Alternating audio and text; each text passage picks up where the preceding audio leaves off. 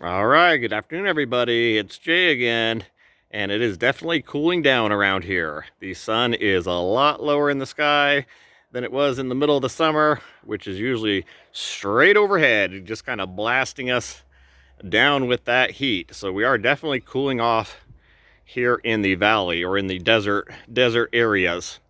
And it seems like we're always kind of one season behind on things, especially when we're planting, plants or seeds. It seems like we can never really kind of keep up with ourselves. So that's why I'm doing this video now, is to kind of let you guys start thinking about, well, your fall garden, your winter garden, spring's coming up, and a lot of you like to do seeds or seedlings or grow trees from seeds or vegetables from seeds, or this really kind of pertains to pretty much anything that is grown from a seed. And remember, guys, just because you grow it from a seed and it might not be the variety that you want, remember that you can always graft the variety that you want onto that tree and you'll have exactly what you want. So a really budget friendly way to get a food forest started, guys, is to start a lot of these plants with the seedling variety of it,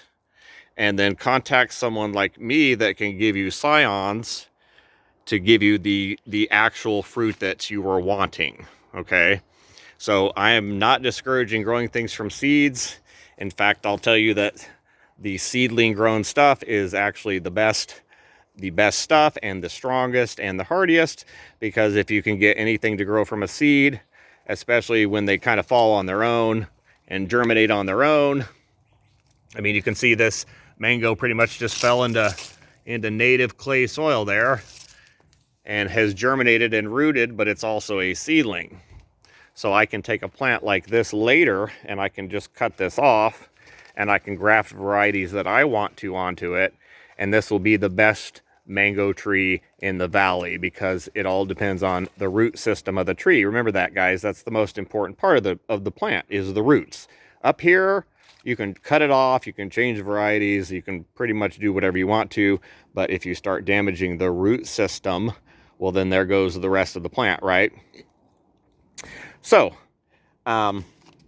seedling grown, I grow a lot of things from seed, a lot of things from seed, and I'm going to show you guys a way that I do this in order to get exactly what I'm wanting out of this. Okay, now you may say to yourself, why am I going to plant 100 of anything to try to get the one thing that I want, right?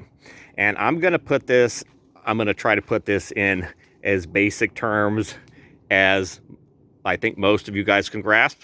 Remember, I'm the realist gardener, guys. I'm the one that's going to kind of tell you how it is, and you may or may not like it, but it's the reality of things. Okay, so how would this pertain to certain trees? Well, there's one in particular that is above me. This is a moringa tree, and this is one plant seed that happens to kind of suffer from what's happening when you guys don't plant enough seeds, and I am going to explain that to you, and I think it will make a lot more sense. Okay, so let me go ahead and grab one of these seed pods down from here, and I've got a couple other seed pods down here also, and we're going to kind of go over this and talk about how this works. Okay, so it doesn't really matter what kind of seeds that you're working with. Okay, so right here I've got some carob pods. These are from the carob tree, and you can hear them kind of shaking around in there. There's a whole bunch in each one of these pods. Okay, see, I've got 3 pods here, the moringa, and then these are some monkey pod seeds from Hawaii. So it doesn't really matter what it is that you're doing this with. This will make sense to you guys, I do believe.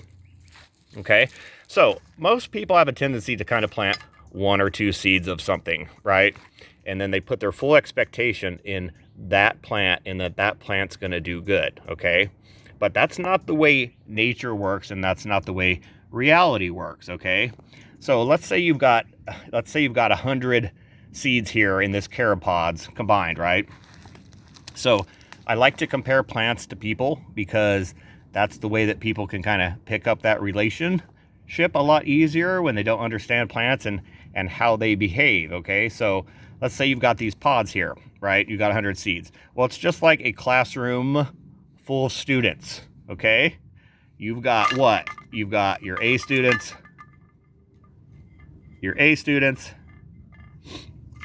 that's a very small portion up here at the top. You've got some B students. The C's, that's going to be your biggest block. That's going to be your average students, right? They're going to be the most here. And then, of course, you're going to have the B, the D, which is equal to the B's. And then you're going to have the F's. You're going to have the complete failure kids, okay, guys? Now, how do I explain this? The best way to explain this is, I'm sorry, guys, but everyone's not a winner.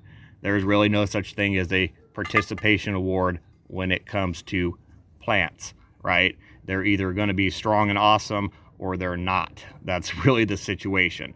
So let's say I planted 100 of these seeds, right? I'm going to get a few A's. I'm going to get some B's. I'm going to get a whole bunch of C's. And I'm going to get some D's and F's in there, right? Those are the failures. Those are the ones that, for whatever reason, they weren't going to germinate anyway. But you have no way of knowing this or predicting this by looking at these seeds or these seed pods, because they all look the same, right? All the seeds look the same. So I know people selectively pick seeds out of certain plants that they've had that is a winner, like tomatoes. You know, each year you take the tomatoes out, you take the seeds out of the next one. But what I would do is I would take 100 seeds out of that best tomato that you planted, and I would plant them all, because in there somewhere is one that you didn't select yourself. You know, farmer picking out the seeds for the best pumpkin of the year, right? He can't look into that genetically, just like I can't, and tell which one of these is going to be the best tree or grow the biggest and the strongest and the fastest, right? So I kind of plant them all and then kind of see what happens, right?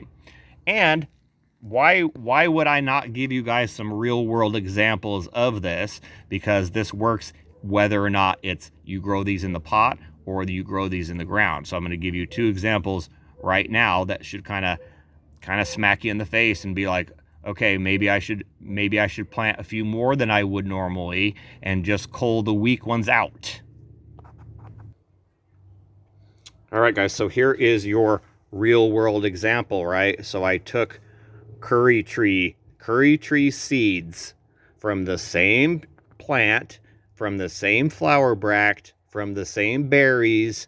Everything was identical. I put them in the same soil, in the same pots, in the same location, and you can see the difference on how these have performed, right? Because these just sat out here pretty much all summer, right? Now you can see that there are winners in there. There's definitely some A students, right? There's your A student, right? Maybe your B student, be right next to him there. You're gonna get a whole bunch of C students, you know, which are gonna be this kind of this average size, right? Then you're gonna get the D students, which they're kind of just barely doing anything at all. And then you got, of course, the F students, which haven't even germinated and the original little plant didn't make it. Curries have a tendency to regrow even if the little top plant dies. So there's still a chance that in the spring, plants may still come up out of these, right? But this sort of gives you a real world example of that. Now let me drop down here. I got another bin for you. Okay, so we've got some more in here. Same situation going on. And out of all of these that I put in, well, at least 100 here, or roughly that. So looking through all of these plants, I can see the clear winner. I can see the A++ student, and I can see the one that I would plant, right? And you guys can probably pick it out too. So it is this one right here.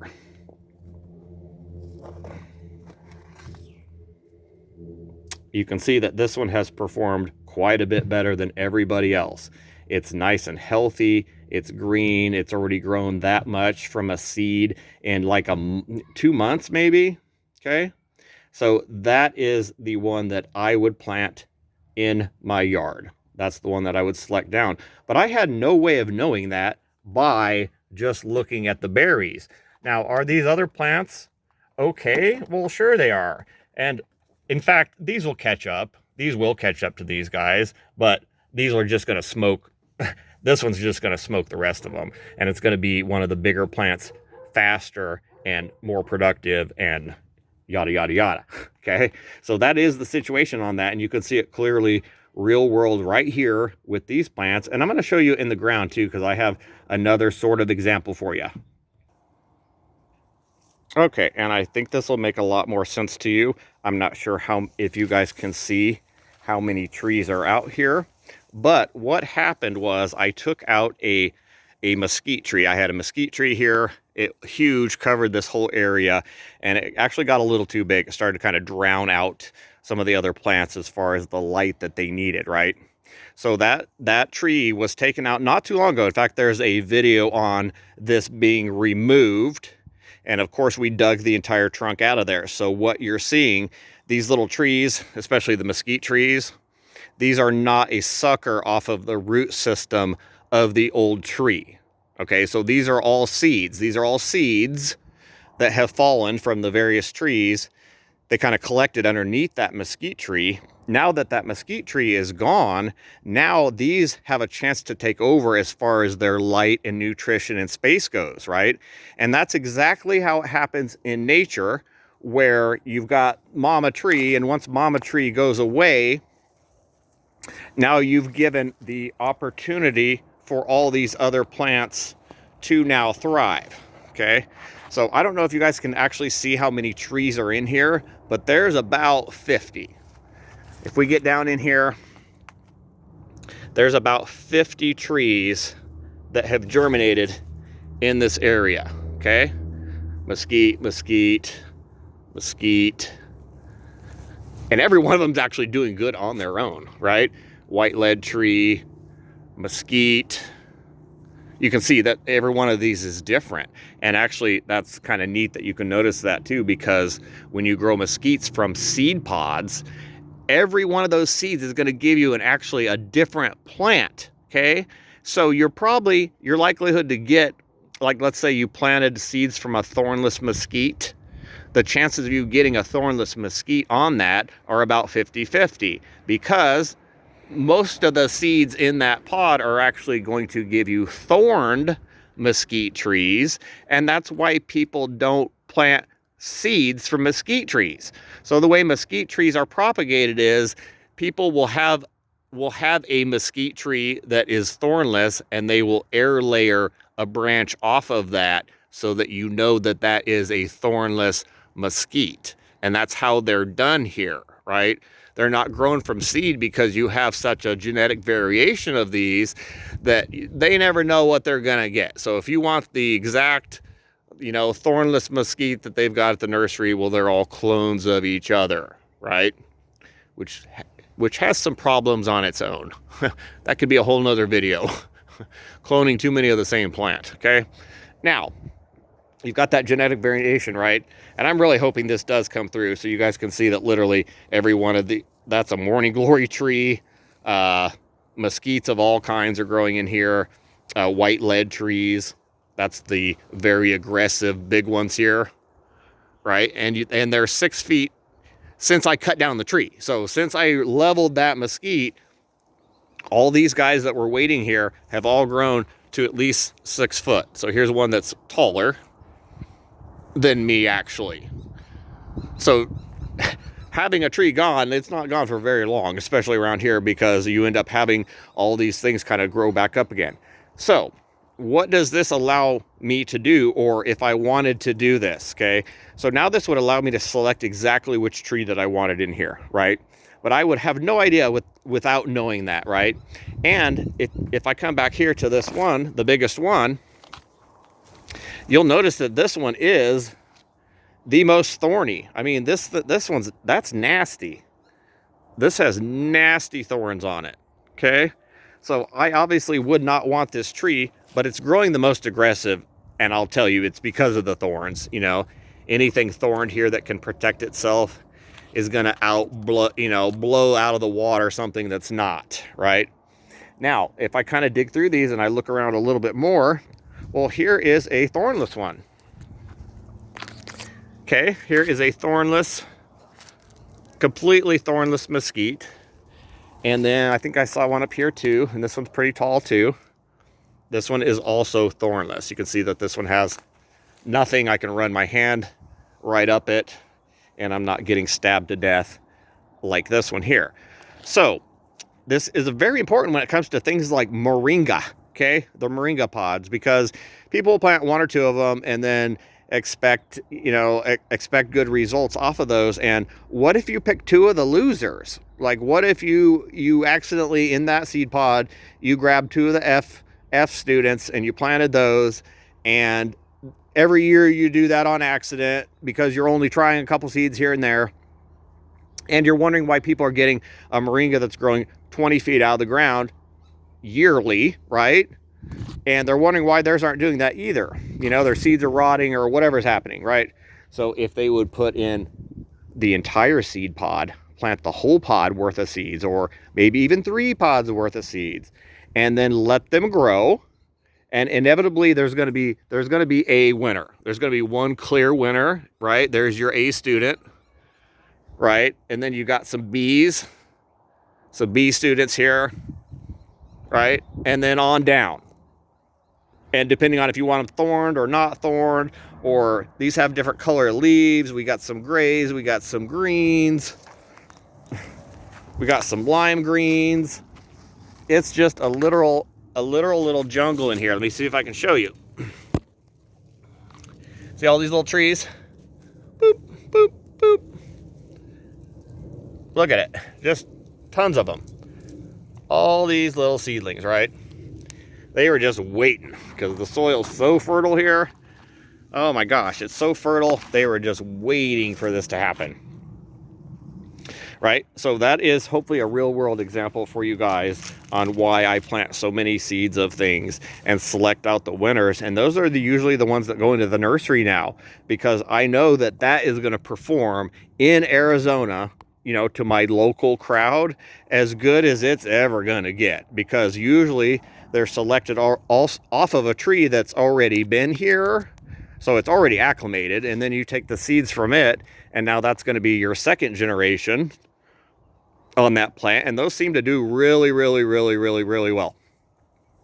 All right, guys, that is it for this video.